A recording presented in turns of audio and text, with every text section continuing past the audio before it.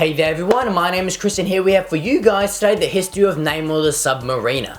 Something that you guys probably didn't know though is that Namor debuted during the golden age of comics and was actually the first ever anti-hero. His battle and meeting with the first ever superhero though, the Human Torch, was the first comic book crossover to ever occur and established for the first time the possibility of having shared fictional universes. Captain Leonard Mackenzie was on an expedition into the great land of Antarctica during the 1920s in search of the Helmet of Power, when all of a sudden his ship became stuck in some ice. So Mackenzie used his wits about him and used explosive charges to break the ice up so he could continue on his merry way. But unknown though to Mackenzie, the ancient city of Atlantis was located directly below him. The city was severely damaged by the dynamite, and the Atlantean Emperor Tharkor commanded his daughter to send a bunch of warriors to investigate the source of the blast. Not wanting to endanger anyone else but herself, Princess Fen made the journey alone. But upon reaching the ship, Fen was instantly captured by the Oracle's crewmen. Since she was unable to speak English, she was unfortunately unable to communicate with anyone on the ship. But this wasn't enough to stop the power of love.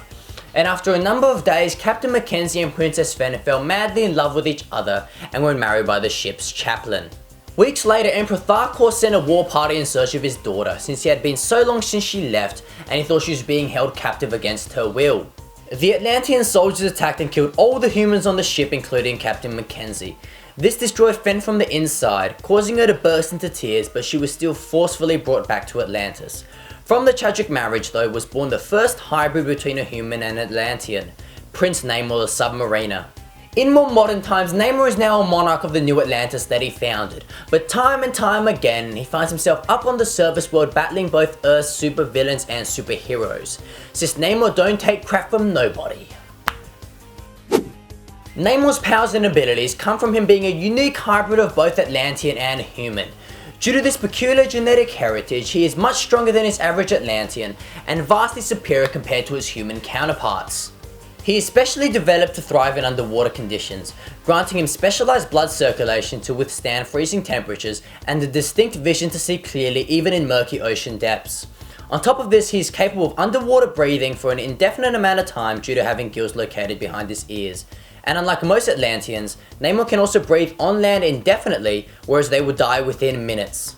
If he is somehow injured, Namor can heal his tissue faster than any Atlantean and human, and when he's immersed in water, his accelerated healing is at its peak, which he often does in battle to get back on top.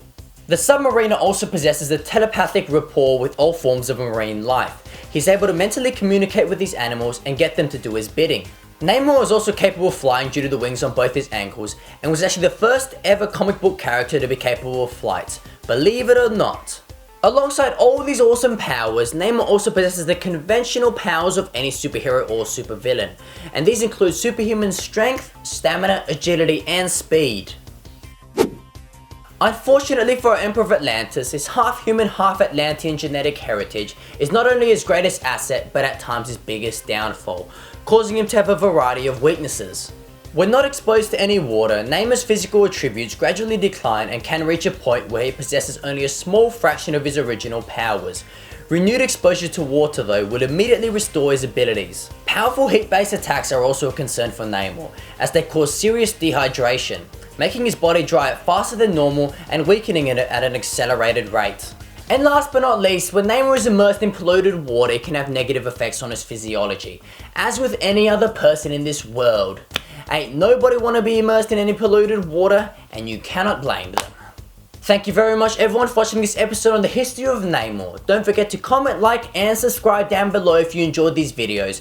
And be sure to check out my other videos on the history of some of your favorite superheroes and supervillains. Until next time guys.